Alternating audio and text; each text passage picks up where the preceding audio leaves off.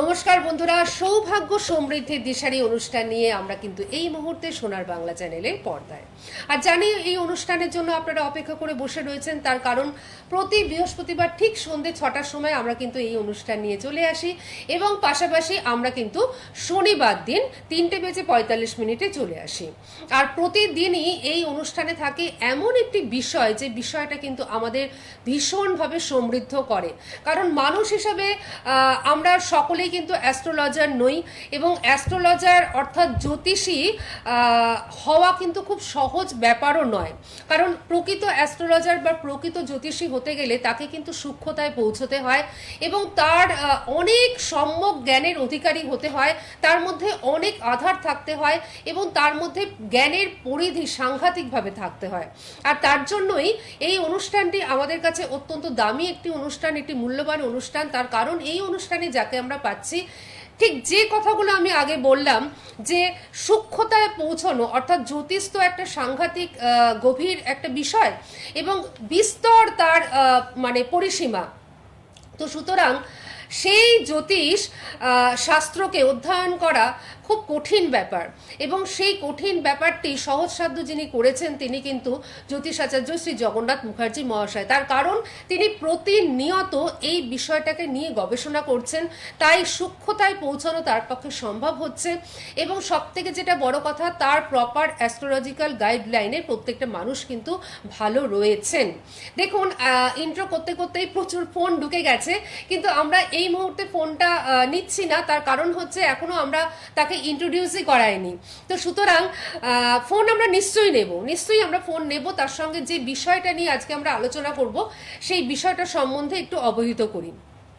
সেটা হচ্ছে, দেখুন, দন্তের সয়াকার প সাপ এবং তালিবস্য সয়াকার প সাপ, এই দুটো জিনিস দুটোরই উচ্চারণ কিন্তু সাপ, কিন্তু দুটোর মধ্যে অনেক পার্থক্য রয়েছে। আজকে আমরা এই বিষয়টাকে ক্লিয়ার করব, জ্যোতিষ শাস্ত্র কি বলছে।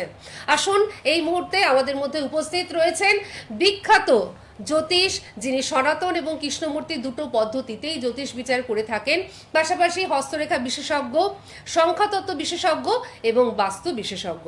আমাদের সকলের তরফ থেকে আমরা জ্যোতিষ আচার্য গোল্ড মেডেলিস্ট শ্রী জগন্নাথ মুখার্জি মহাশয়কে জানাচ্ছি অনেক অনেক স্বাগত এবং তার সাথে নমস্কার। নমস্কার। তো আজকে দর্শক বন্ধুদের সামনে আমি যেটি বলেছি, যে এখন তো শ্রাবণ মাস, তাই না?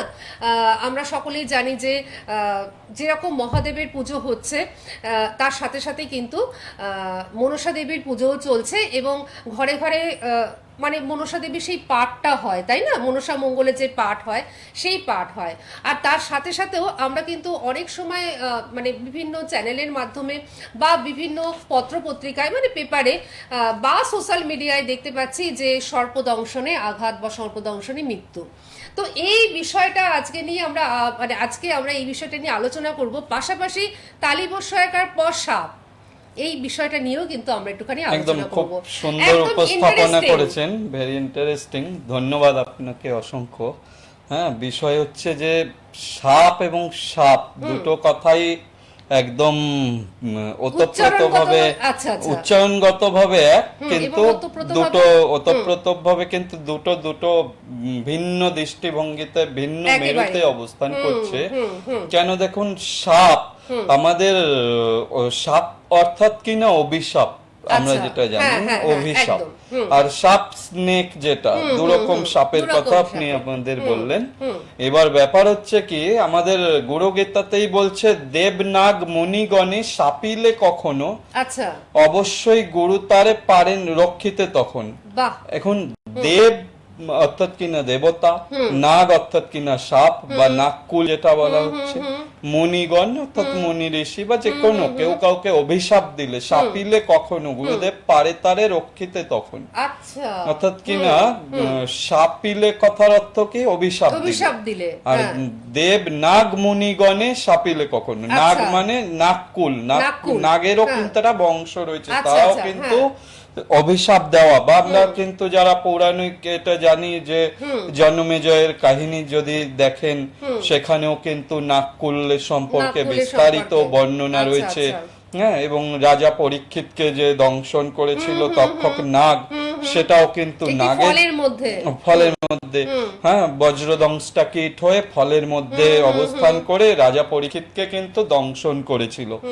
এই যে সাপ দংশন করা বা অভিশাপ ফলে যাওয়া যে কোনো, এগুলো কিন্তু এখন নতুন কথা নয়, এটা কিন্তু বহু প্রাচীন শাস্ত্র, প্রাচীন কথা।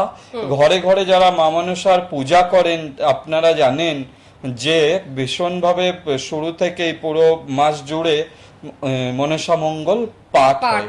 হ্যাঁ, এই যে মনসা মঙ্গল পাঠ হয়, মা মনসার উদ্দেশ্যে পুজো হয়। এই যে পুজোগুলো দেওয়ার কারণ কি? কারণ যাতে করে কোনো ধরনের অভিশাপ, কোনো ধরনের অপঘাত এগুলো যেন না নেমে আসে সংসারে, এবং যাতে সেই বাড়ির বাস্তু পর্যন্ত সুস্থ থাকে, সুন্দর থাকে। কেন বাস্তুতে নাগ অবস্থান করে, বাস্তু নাগের অবস্থান রয়েছে। প্রত্যেক 3 মাস অন্তর কিন্তু বাস্তু নাগের মুভমেন্ট চেঞ্জ হয়। এখন যেমন শ্রাবণ মাস, নাগের মাথা কোথায় আছে? নাগের মাথা আছে উত্তরে, পা আছে অপোজিটে দক্ষিণে। মানে 3 মাস অন্তর অন্তর নাগের যে স্থিতি সেটা চেঞ্জ হয়। আচ্ছা আচ্ছা, এখন তাহলে এটাকে বলে চরবাস্তু। আচ্ছা, যদি নাগ বিথি বাস্তু অনুযায়ী দেখেন সেক্ষেত্রে এটাকে বলা হচ্ছে চরবাস্তু। আচ্ছা, এবার আবার শ্রাবণের পরে ভাদ্র, আশ্বিন, কার্তিক, তখন কিন্তু আবার চেঞ্জ হয়ে যাবে। আচ্ছা, এবার এইভাবে বারবার চেঞ্জ হয় প্রত্যেক 3 মাস অন্তর অন্তর নাগের অবস্থান। ওই জন্য এই শ্রাবণ মাসে যারা গৃহপ্রবেশ বা যে কোনো গৃহ নির্মাণ করবেন, বলা হয় বাস্তু নাগের মস্তকে বা বাস্তু নাগের পৃষ্ঠে অথবা বাস্তু নাগের লেজে কোনো ধরনের বাস্তুতে যেন আঘাত না লাগে। অর্থাৎ কিনা জমিতে ভিত পুজো করবেন, যখন যে প্রথম কোদাল দিয়ে যে কোপটা দেওয়া হয় না, সেটারও কিন্তু শাস্ত্রে বিধান আছে কোন দিকে মুখ করে দিতে হবে, কোন কোপটা যেন সঠিক ওইতে পড়ে। বাস্তু নাগ যদি আঘাতপ্রাপ্ত হয়, সেই বাস্তুতে অবস্থানকারী যারা আছে আর কি, পরিবার পরিজন নিয়ে যারাই বাস করবেন, সে বাস্তু গৃহশান্তি হতে পারে না, হয় না। সমস্যা কিন্তু জর্জরিত হয়ে থাকতে হয়, বিভিন্ন ভাবে সমস্যা কিন্তু আঁকড়ে ধরে। সেই বাড়ির বাস্তু উন্নতি কিন্তু সেভাবে আপনি দেখতে পাবেন না।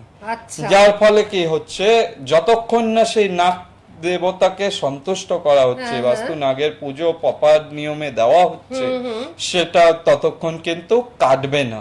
আর এই বলছিলেন না শ্রাবণ মাস, এ সময়ে ভগবান শিবের গলায়ও আমরা কি দেখি? নাগ দেখি। ভগবান বিষ্ণু কেশের উপর শয়ন করে আছে, কেশের উপর অনন্ত নাগের উপর শয্যায় শায়িত ভগবান বিষ্ণু। নাগ প্রত্যেকটা দেবতা বা আমাদের শাস্ত্র অনুযায়ী প্রত্যেকটা দেবী অথবা দেবতার কাছে কিন্তু রয়েছে। আচ্ছা, তাই নয় কি? আপনি যদি দেখেন মা মনসার অলংকারিত তার সাপ, তাই না? তার ভূষণ যেটা, সেটা তো সাপ। মহাদেবের কাছে তো আমরা দেখতেই, মহাদেবের কাছে দেখছেন, বিষ্ণু, ভগবান বিষ্ণুর যখন আপনি ছবি দেখছেন, অনন্ত নাগের উপরে যে শয়ন করে আছে সাপ, এই সাপের কিন্তু ভীষণ গুরুত্ব আছে। জানবেন, দুঃস্বপ্ন আসা বা সাপের স্বপ্ন দেখা, ভয়ঙ্কর সাপের স্বপ্ন দেখা, কালসর্প দোষ যদি জন্মছকে থাকে, তাহলে কি হয়? এই দুঃস্বপ্ন বা ভয়ঙ্কর স্বপ্ন এগুলো কিন্তু আসতে থাকে, সাপের স্বপ্ন বেশি করে আসতে থাকে।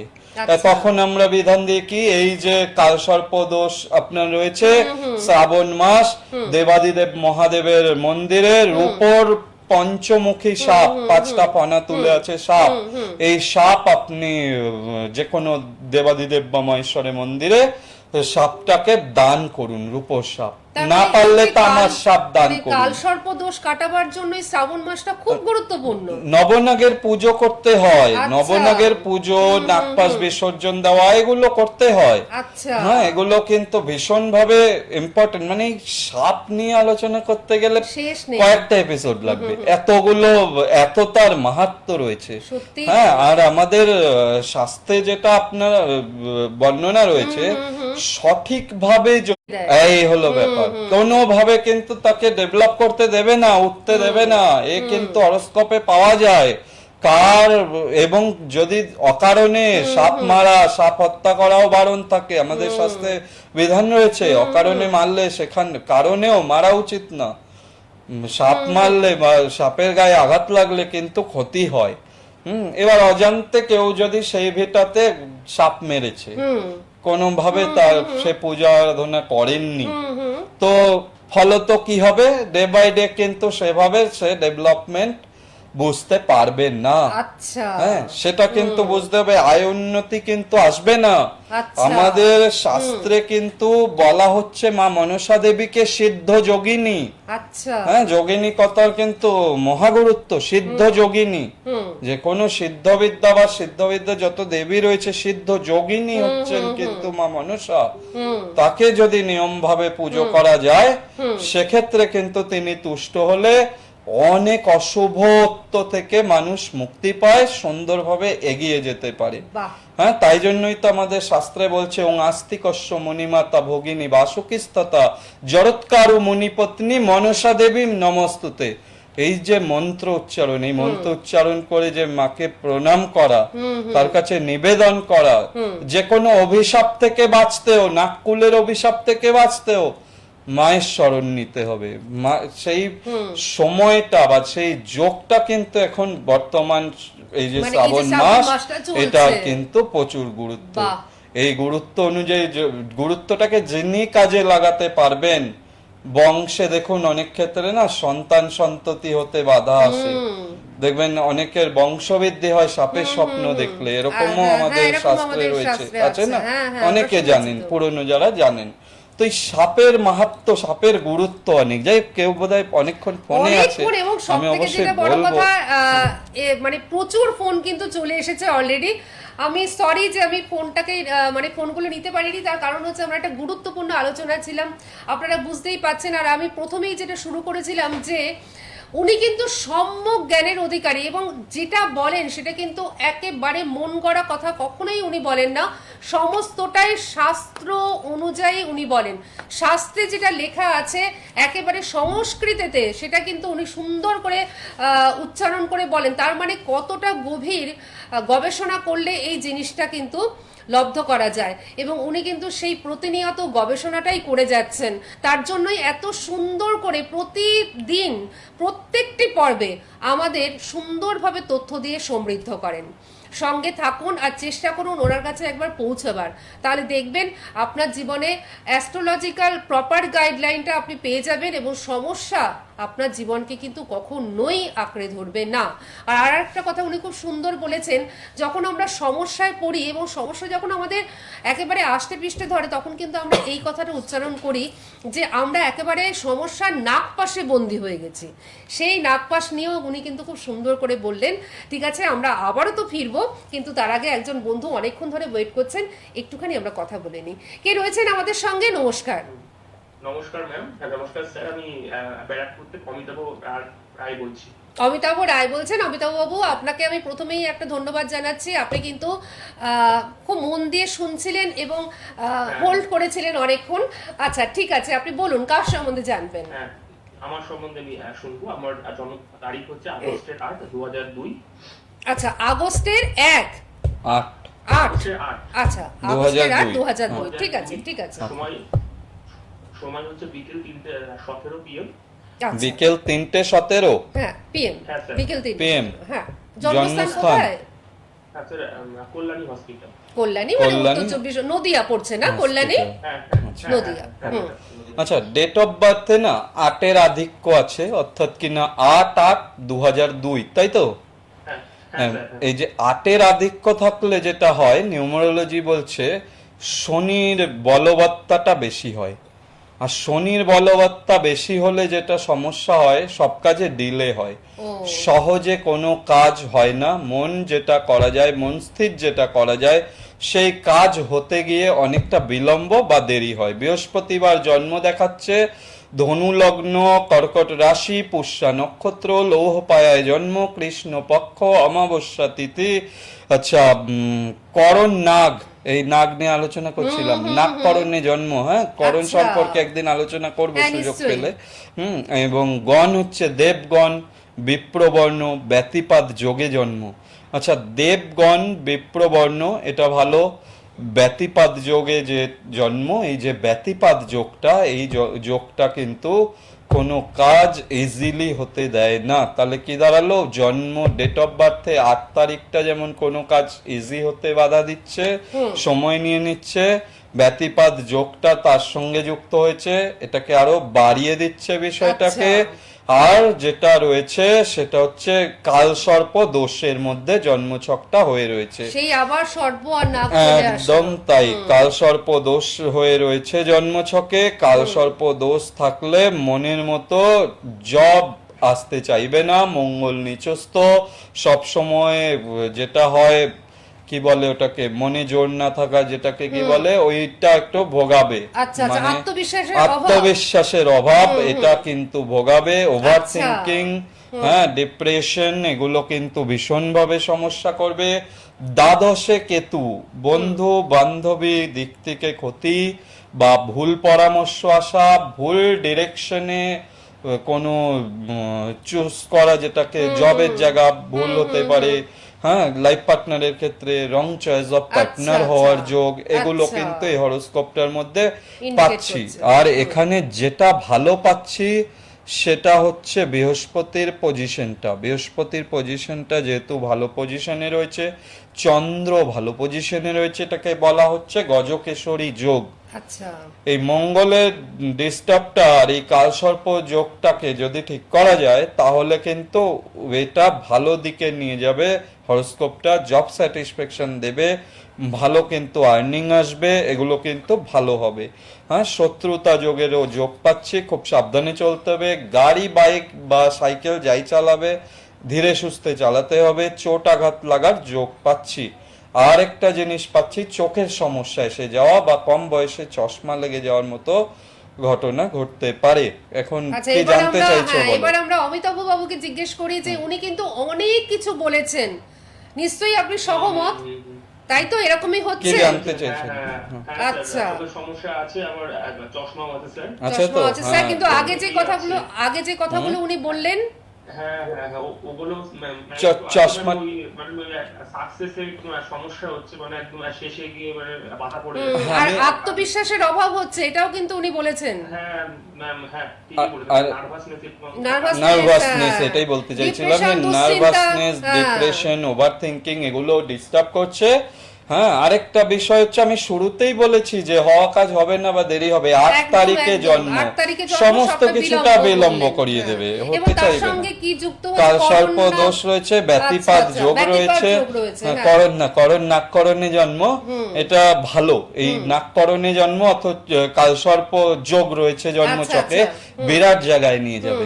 ছোট্ট একটু প্রতিকারের প্রয়োজন আছে এই হরোস্কোপটাতে, এটাকে একদম মিনি প্রতিকার করলে পরে ভালো সাকসেস আছে। হ্যাঁ, দেখুন, আপনি কিন্তু ওর প্রশ্নটা শুনে নেব। হ্যাঁ, বলো। নিশ্চয়ই।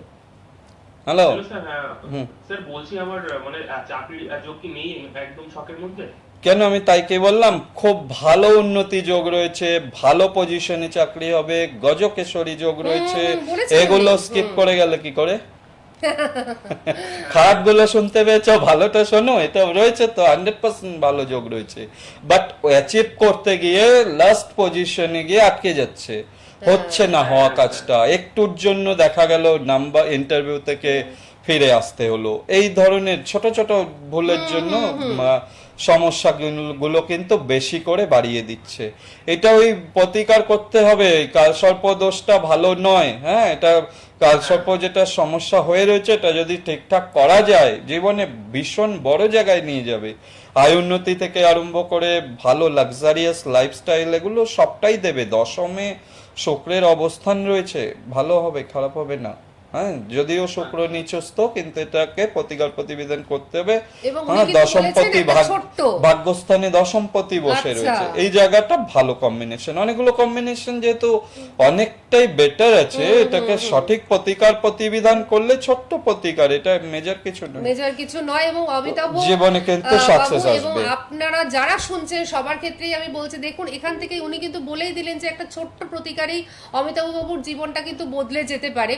তো আপনারা অনেক সময় ভ্রান্ত ধারণার বশবর্তী হয়ে যেটা করেন, এমন একজনের কাছে পৌঁছন, সে হয়তো অনেক টাকা পয়সা নিয়ে নেয়, মানে প্রচুর অনেক রকম দোষ দেখিয়ে প্রচুর এরকম, এই বিবেচনাটা কিন্তু নিজেদের করতে হবে। ঠিক আছে, আপনি সঙ্গে থাকুন। আর যদি কিছু যদি কিছু মিস করে থাকেন সেক্ষেত্রে ইউটিউবে এই অনুষ্ঠান কিন্তু থেকে যাচ্ছে, আপনি আপনার সম্বন্ধে উনি যেগুলো বলেছেন আবার ভালো করে কিন্তু শুনতে পারবেন পরবর্তীকালে। ঠিক আছে, আর আমি দর্শক বন্ধুদের উদ্দেশ্যে বলবো যে আমি প্রথমে যেটা শুরু করেছিলাম যে জ্যোতিষ সম্পর্কে সম্যক জ্ঞানের অধিকারী তিনি, সুতরাং বুঝতেই পারছেন যে কতটা সূক্ষ্মতায় উনি পৌঁছন। কারণ প্রেডিকশন এত সুন্দর তখনই করা সম্ভব যিনি জ্যোতিষ নিয়ে গবেষণাটা চালিয়ে যাচ্ছেন নিরন্তর।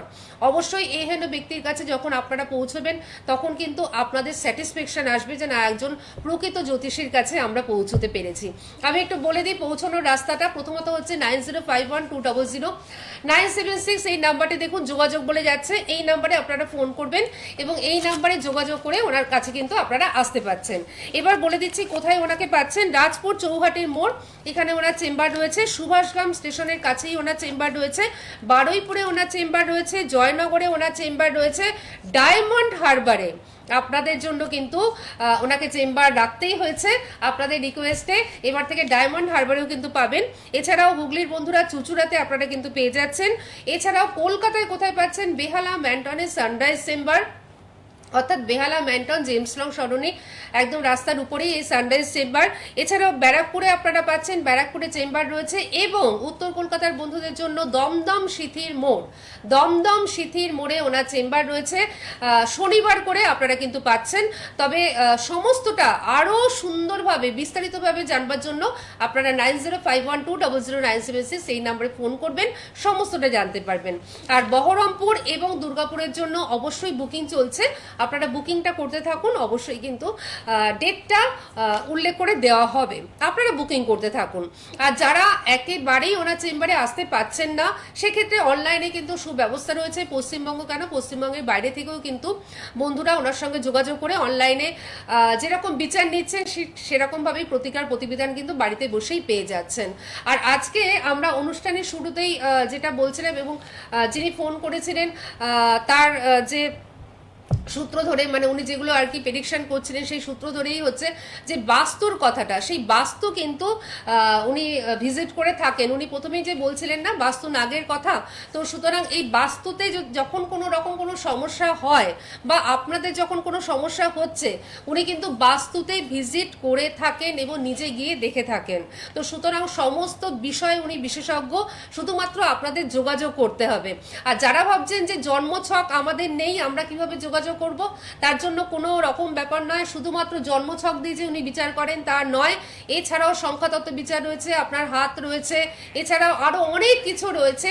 সেই সমস্ত বিচার তিনি কিন্তু করে থাকেন। কিন্তু আমাদের সময়টা আজকে একদম শেষ হয়ে গেল, তাই আজকে আমরা আর এগোতে পাচ্ছি না। তবে সমস্ত কিছুর জন্য উনি রয়েছেন এবং আগামী দিনেও থাকবেন। শুধুমাত্র আপনাদের যোগাযোগ করতে হবে 9051200976। আজকের অনুষ্ঠান তো আমাদের শেষ করতে হচ্ছে, যদি আপনি 1 মিনিট কিছু একটু বলেন দর্শক। 1 মিনিট বলতে সামনে শনিবার দিন এই সাপ বিষয়টা নিয়ে আরো বিস্তারিত আলোচনা করার ইচ্ছা রইলো। এটা অনেক কিছু টিপস টোটকা আছে, যেমন দুধ কলা দিয়ে পুজো দেওয়ার ব্যাপার রয়েছে, কালসর্প দোষে কি করবেন, সোনার সাপ, রূপোর সাপ, তামার সাপ দিয়ে পুজো দেওয়ার ব্যাপার রয়েছে, যারা সামর্থ্য যে অনুযায়ী সেটা করবেন। আর সব থেকে লাস্ট যেটা বলবো, তালবস্যয়াকার পসাপ, কারো অভিশাপ জীবনে করাবেন না, তাহলে সন্তান সন্ততি নিয়ে সুখে শান্তিতে ডাল ভাত হয়ে খেয়ে হলেও সুন্দর বেঁচে থাকবেন। অকারণে কাউকে অপমান করা, কারো ক্ষতি করার চিন্তাও মনে আনবেন না, কারোর অভিশাপ করাবেন না, তাহলে জীবনে অনেক ভালো হবে, ভীষণ ভালো থাকতে পারবেন। খুব সুন্দর কথা বললেন আপনি, এগুলো মেনে চলার সবাই চেষ্টা করুন, তাহলে দেখবেন সবাই ভালো থাকবেন। আর অ্যাস্ট্রোলজিক্যাল প্রপার গাইডলাইন যদি নিতে চান অবশ্যই এই প্রকৃত জ্যোতিষ ব্যক্তিত্বর কাছে আপনারা পৌঁছন, সকলে আপনারা ভালো থাকবেন। আজকের মতন শেষ করছি, আবার ফিরে আসছি শনিবার দিন 3:45 আপনাকে অনেক ধন্যবাদ এবং আপনাদের সকলকে জানাচ্ছি অনেক ধন্যবাদ। নমস্কার, সবাই ভালো থাকুন, সুস্থ থাকুন। সোনার বাংলা আমার আমার সোনার বাংলা।